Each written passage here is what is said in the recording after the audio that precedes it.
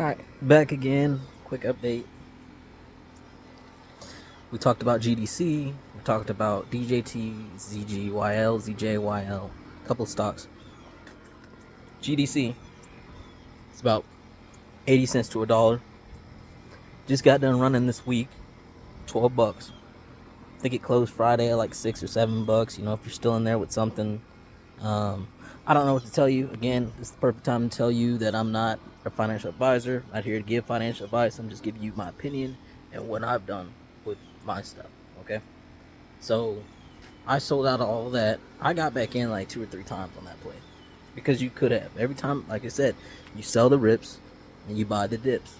Okay, now how you go about doing that, that's all up to you. What I do, let's say I have a position of about, I don't know, let's say 100 shares, right? Stock goes up 50%, 20%, 40% one day, sell some of that. So like I'll say so I'll sell them in increments, right? But I'll sell about 20% throughout the whole day. 20 to 30% throughout the whole day. Okay? Especially if I still think it's going to keep running. Then I wait and see what happens. If it keeps running the next day, sell that stuff again, same amount. But if it draws back down, and it looks still like it's about to come up, when you see stocks like that they'll be up 20, 30% one day, and then the next day they're down 40%. And then you can buy that if you want to, but if you see it go back to green to positive, that's normally when on plays like that when I'll buy back in with the same initial investment that I took out. Nothing extra, nothing hardcore, still the same amount of the portfolio because they are speculative plays, right? So I don't go whole portfolio on these plays. Now, that's done and over with.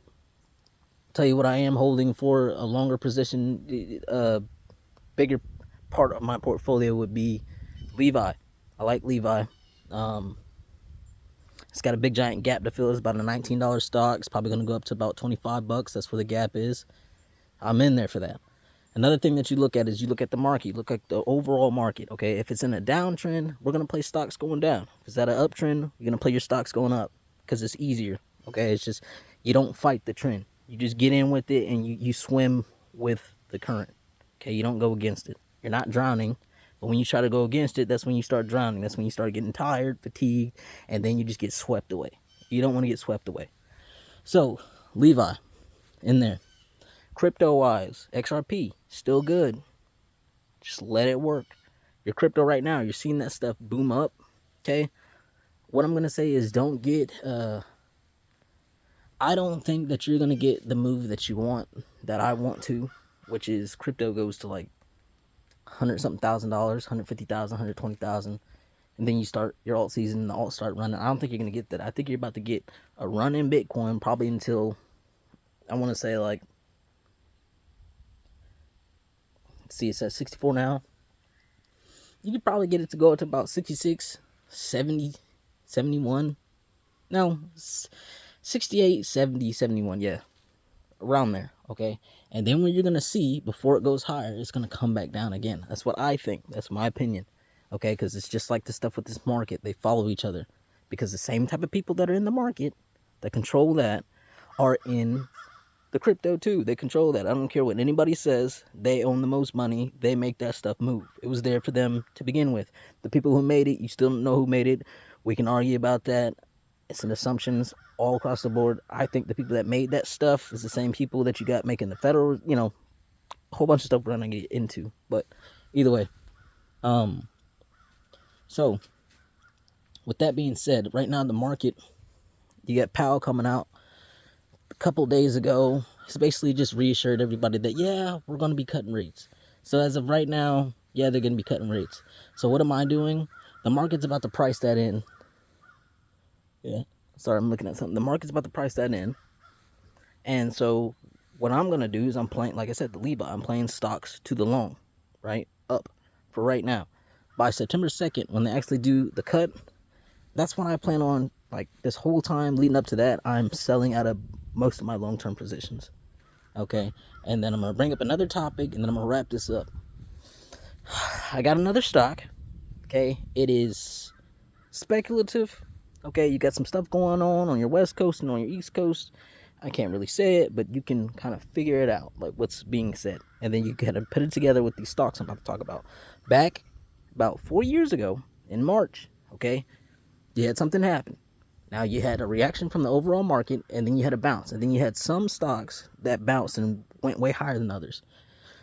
Two of those, one of them was, there's quite a bit. Even Clorox, when I talked about being in that, Clorox was actually one of them too. Peloton, it's a piece of crap. I don't have a Peloton. I don't plan on getting a Peloton, but it looks nice. And the main thing is institutions own 99% of that stock, okay, with insiders holding 3%. So that's over 100% held by everybody. That's one, okay. Two, it looks good. It looks like it's going to go from $4 to about $6 right now off the top with nothing else in there, right? Another stock. And when I mention these, I'm not just like, oh, tomorrow, everything. No, I'm buying them piece by piece. I still haven't figured out how I'm going to do it. I think I might play options on it just because, like, I can go and make a, like, low risk, type of investment. And if it plays out, cool. If it doesn't, I'm not sitting on shares of that crap, because it is crap. But to be fair, AMC was crap too, and everybody knows how that went. Okay, GameStop as well. But when institutions own stuff like that and the plays have those type of setups, that's what you look for. But it's also weird to me. You look at that one, you look at Zoom, you look at all those stocks that boomed back 4 years ago when that stuff happened, when they rebounded and they went to like crazy numbers to where they are right now. All the institutions are in those plays. Heavy, okay? I'm talking like over 50%, over 60% if we're going to be for real. The only one that's really 50% is around, what is it, Campbell Soup, the soup people. It's like 58% institutions. Another one that I liked was Etsy. Etsy's around $50, so it's a little bit more expensive. I drew more to Peloton. I mean, it's $4. It's $4. I can see more FOMO into $4 than I can for a $50 stock. However, that $50 stock was about $250 back when, at the height of its prime, back when they were still dealing with that other stuff from 4 years ago. Okay, and the institutional ownership on that one is 113%. So, I think I'm building tiny positions off of my portfolio in both of those stocks, but I'm still building a position in them just because. Now, the main thing I want to tell you is that I'm looking for an initial bump, right, off of these, and then I'm going to sell that bump around the same time I'm selling for the September stuff. The reason is because back 4 years ago, when the stuff first came down, every stock